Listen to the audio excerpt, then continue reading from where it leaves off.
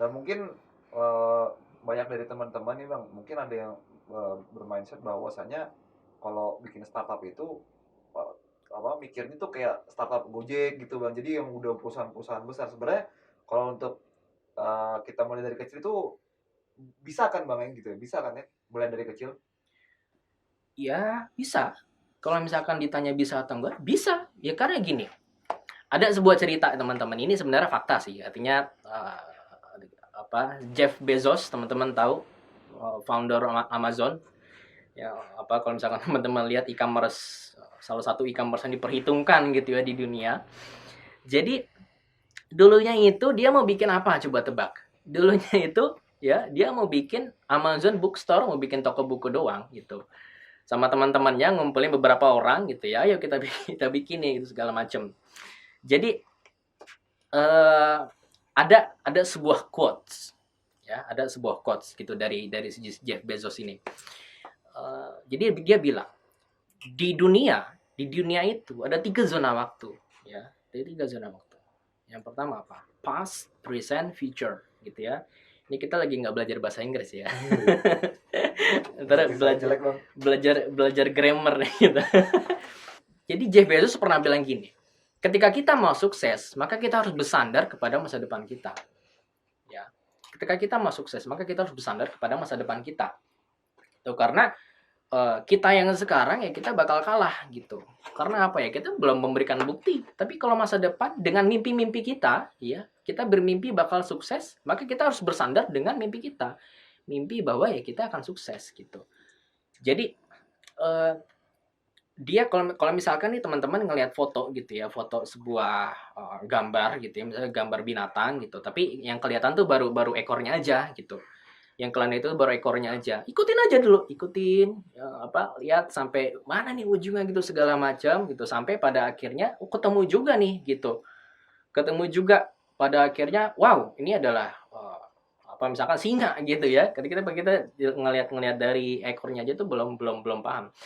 Ya begitupun juga Jeff Bezos gitu. Ketika memang dia dan timnya itu memulai dari awal, dia nggak akan pernah menyangka Amazon Bookstore yang tadi awalnya hanya sebagai toko buku, sekarang menjadi e-commerce terbesar di dunia, kayak gitu. Dan itu dimulai dari nol, dimulai dari nggak punya apa-apa, nggak punya apa-apa. Gitu. Step by stepnya itu tadi, teman-teman sebagai seorang pemimpin, sebagai seorang leader, itu harus menuangkan visi di dalam sebuah bisnis model. Artinya teman-teman berencana lah gitu. Kalau misalkan nanti apa sih kak bisnis model segala macam nanti kita bahas di kelas berikutnya ya. Kalau misalkan ada nanti insya Allah.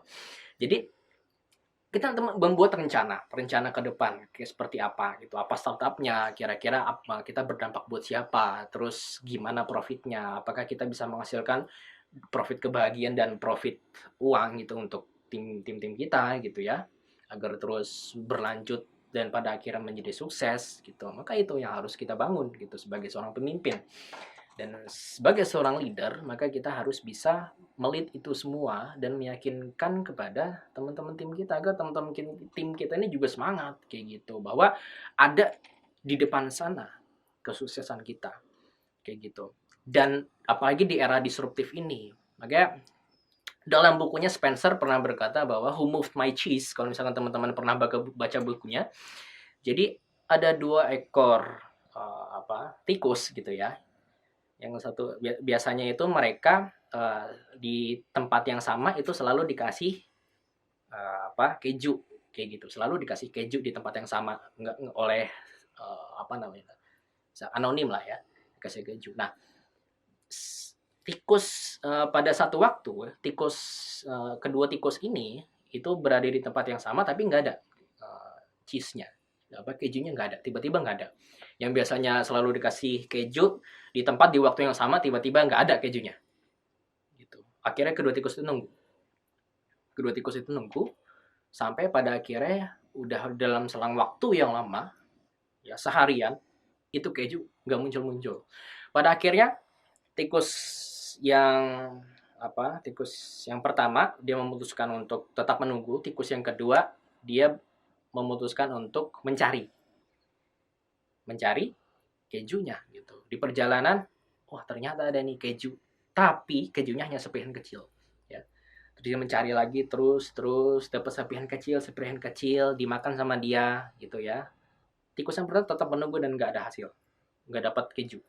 Tikus yang kedua terus dapat serpihan kecil, walaupun serpihan kecil tapi dia bisa makan gitu, dan pada akhirnya ya dengan kesabarannya dia sampailah ke stasiun ya, ke stasiun keju ya. Di situ ada berbagai macam banyak keju yang bisa dinikmati ya. Kalau misalkan bisa dihitung seumur hidupnya dia dimakan keju itu aja udah cukup kayak gitu. Dan gimana nasibnya yang tikus yang satunya lagi yang menunggu, tetap menunggu, dia mati teman-teman kayak gitu. Jadi apa yang bisa kita ambil dari cerita tersebut adalah bahwa mulai aja dulu gitu. Walaupun kita hanya terbatas sumber daya yang ada gitu ya, kita mulai dari kecil-kecil segala macam, sambil kita juga merencanakan apa yang harus kita lakukan gitu kan, sampai menuju kita yang ada di titik puncaknya kita itu di mana sih gitu ya, di mana nih titik puncak yang bakal kita raih gitu ya, nggak ada yang tahu gitu. Yang terpenting adalah kita sebagai seorang leader ya harus punya terus berinovasi, terus mikir gimana caranya, mikir. Karena kalau misalnya kita itu adalah hadiah terbesar yang Tuhan berikan kepada kita, itu adalah pikiran gitu. Kita suruh mikir.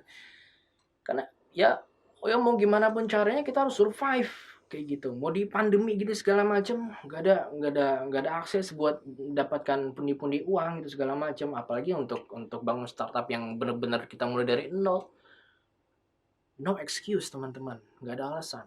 Nggak ada alasan ketika kita mau sukses. Karena ya kalau sukses itu bisa kita mudah dapatnya, sukses itu mudah kita raih, semua orang udah sukses. Nggak ada yang bilang sukses itu mudah. Tuh. Maka yang harus kita lakukan adalah terus mikir, terus berusaha, dan terus bersabar gitu. Karena pada akhirnya nanti itu ada titik puncak yang menunggu kita. Ayo, dia udah nungguin kita nih. Ayo, kamu kesini, adik kesini, ayo cepet aku di sini. Gitu. Tinggal kitanya ya yang mencari serpihan-serpihan kecil, walaupun itu sedikit ya, mungkin itu adalah manfaat yang bisa kita berikan ke orang, dampak yang bisa kita berikan ke orang, walaupun sedikit ya, tapi impactfulnya ketika kita udah sampai di puncak kejayaan kita ya, maka nggak hanya kita, diri sendiri kita ya sebagai pribadi dan tim-tim kita yang bisa merasakannya, tapi orang-orang di luar sana juga bisa ikut merasakan. Karena startup itu harus memberikan dampak yang bisa memberikan masyarakat apa? Ya, mereka bisa merasakan dampak yang positif dari apa yang kita berikan. Kayak gitu. Oke bang, mungkin kayaknya abis ini langsung buat startup nih kayaknya. Oh iya dong, wajib ya. Wajib banget nih teman-teman harus bikin startup nih. Apalagi di masa-masa muda nih ya. Justru di saat ini kita harus memperbanyak kegagalan kita. Teman-teman belajar.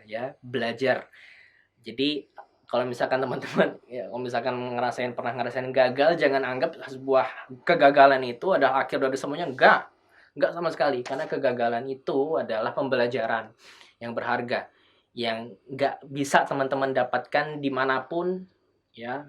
Mau teman-teman cari kegagalan yang disengaja nggak bakal dapet gitu, karena kegagalan itu nggak disengaja ya. Karena kegagalan itu nggak ada, mana ada orang sengaja gagal gitu kan, nggak ada. Karena kegagalan itu nggak disengaja gitu, makanya nggak bisa kita dapetin di mana-mana gitu. Jadi anggap itu sebagai pelajaran gitu. Dan ya udah, the show must go on.